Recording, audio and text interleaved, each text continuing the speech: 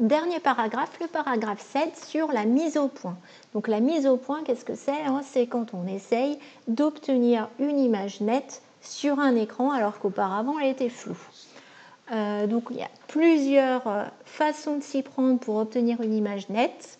D'abord, ce qu'on a vu pour l'appareil photo, on peut modifier les positions de l'objet, de l'écran ou de la lentille afin de réussir à avoir une image nette. Alors, si je reprends l'animation qu'on avait vue ensemble, on avait vu que pour l'appareil photo, par exemple, on déplace la lentille et quand on déplace la lentille, on va obtenir une image nette soit de la fille, soit du père, soit de la calanque.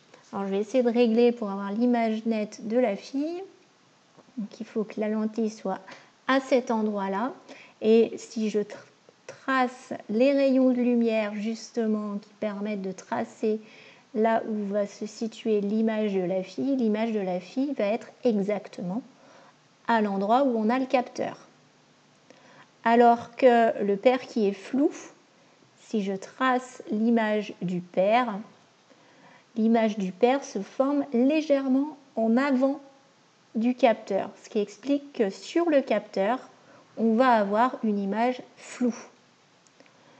Et pareil, je peux tracer les rayons de lumière qui proviennent de la calanque et l'image.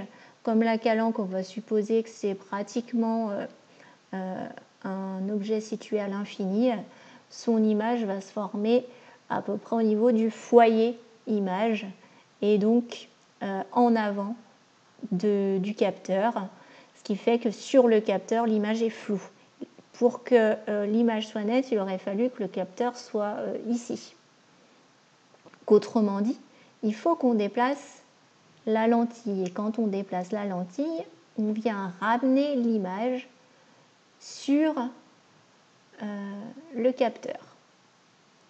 Donc voilà comment on fait la mise au point dans un appareil photo.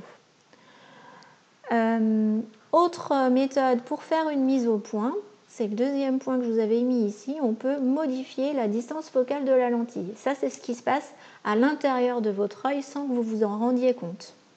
Alors, je vais essayer de vous montrer une animation pour vous expliquer le fonctionnement de votre œil. Donc, cette animation, la formation des images dans l'œil. Donc déjà, vous avez l'œil ici qui est représenté ici avec la cornée et puis le cristallin.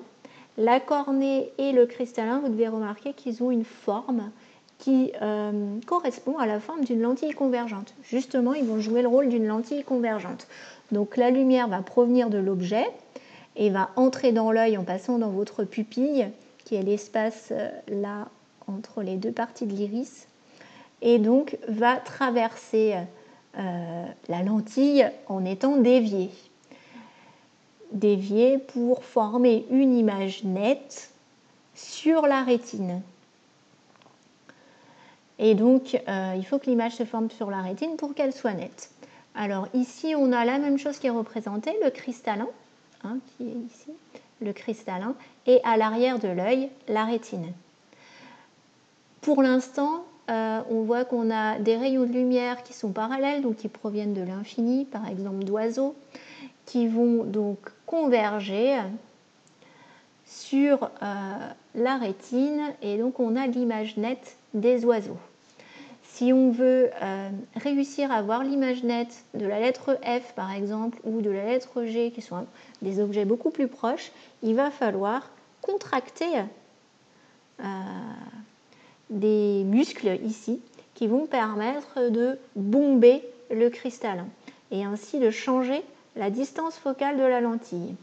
Donc on va actionner les petits muscles ciliaires ici qui sont accrochés de part et d'autre du cristallin pour réussir à faire bomber le cristallin. Donc voilà, je fais bomber le cristallin et vous voyez que petit à petit, je fais en sorte que c'est la lettre F qui se retrouve avec une image nette sur la rétine. Je peux continuer à bomber un petit peu le cristallin. C'est d'ailleurs pour ça que souvent, à force de lire des tout petits caractères, on force un petit peu sur nos yeux. Parce ça demande un effort, il faut bomber le cristallin. On le fait naturellement sans s'en rendre compte. Et donc ici, c'est la lettre G qui devient nette. Donc vous voyez bien que suivant la façon dont on bombe le cristallin, ce sont des objets plus ou moins loin qui vont se retrouver nets. Donc c'est comme ça que notre œil fait la mise au point. Quand il fait la mise au point sur un objet situé à l'infini, le cristallin est au repos. Et pour faire la mise au point sur des objets plus proches, il va falloir bomber le cristallin. Quand on bombe le cristallin, on diminue la distance focale de la lentille. Voilà, la lentille, le cristallin est plus convergent. Voilà, j'espère que vous avez compris ces histoires de mise au point. Et bon, on va faire quelques exercices pour s'entraîner.